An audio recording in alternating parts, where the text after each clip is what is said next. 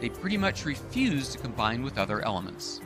Being an inert gas, being unwilling to mix with the other elements, react with them, this is a very clear-cut distinction that sets apart this particular column from all the others in the periodic table. So why are these guys so aloof? As it turns out, protons may determine the identity of an element, but electrons rule its reactivity. And reactivity is a shell game. Here's how the game is played. Imagine that these balls are electrons, and the target is an atom. Electrons don't just pile on around the nucleus. As with skee ball, where you land relative to the center counts. Oh, come on! The electrons take up positions in what can be thought of as concentric shells. The first shell maxes out at just 2 electrons. The next holds 8, then it goes up to 18. An atom with 8 electrons in its outer shell makes one happy, satisfied atom. And noble gases come pre-equipped with completely satisfied shells. And is this the only column like that? It's the only column where all the shells are completely filled. But what about the column just before those stable, noble gases? They're called the halogens. They have an outer shell that needs just one more electron to be full, and they'll grab it any way they can. The group includes fluorine and bromine, but the most notorious is chlorine. 17 protons, surrounded by 17 electrons, arranged in 3 shells of 2, 8, and 7, one short of being full. It's that extra electron chlorine will get any way it can, sometimes with violent results. That's why chlorine gas was used as a deadly poison in World War I. Chlorine, I mean, this is nasty stuff. This will take electrons from kittens. You know, it'll go and steal an electron off the water in your lungs and turn it to hydrochloric acid because it really wants an electron. Yeah, maybe I'll leave that where it was. Now, if you go the other direction, you end up with the alkali metals.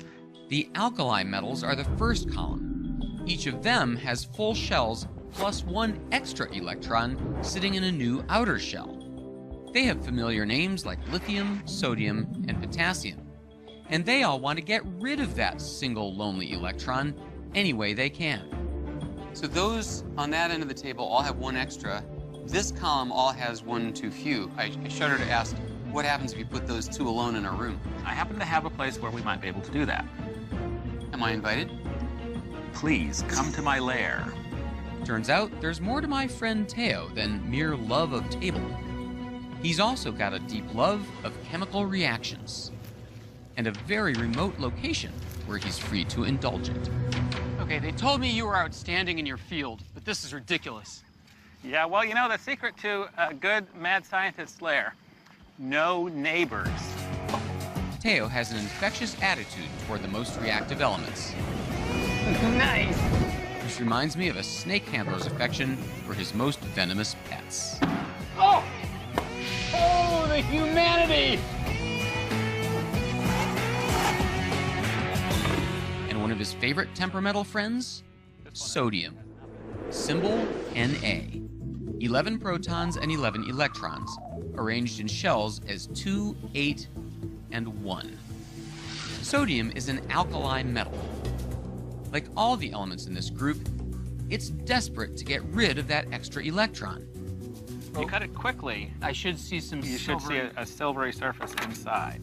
Indeed, wow! It slices like cheese, but it's actually a soft metal. Teo's offered to put on one of his favorite sodium demonstrations. What happens when the pure element dumps its outer electron in a violent altercation with ordinary water? He insists we wait until nightfall, when the reaction will be most spectacular. Kids, do not try this at home. The whole purpose of this contraption is just to dump it into the bucket of water? Yeah, it's a sodium dumping machine. All right, let's give this a try. Here we go.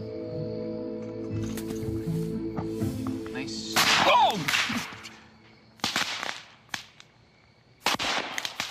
What we're seeing is what happens when sodium's extra electron tears apart water molecules, releasing flammable hydrogen gas, the H in H2O, which explodes when it mixes with air. The next day, Teo takes it up a notch. As if sodium plus water weren't violent enough, now he wants to combine the same deadly sodium with another lethal element, chlorine, one of the halogens. The result, he claims, will be a tasty flavoring for a net full of popcorn? Isn't chlorine deadly poison?